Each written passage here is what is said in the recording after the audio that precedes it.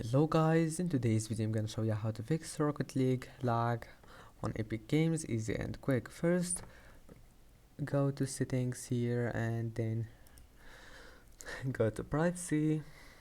Now once you're here, scroll down until you find background apps and then just make sure it's disabled.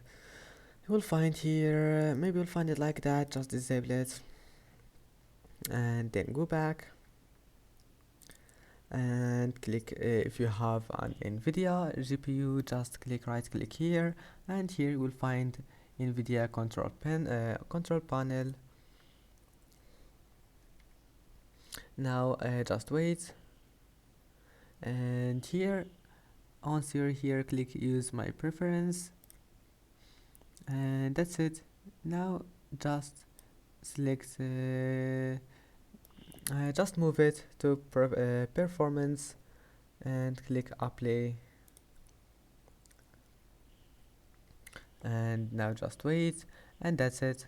I hope that can help you, and that's it for this video, and you can restore it to default whenever you want, and that's it. I hope that can help you, and that's it for this video. Don't forget to like and don't forget to subscribe, and see you in the next video.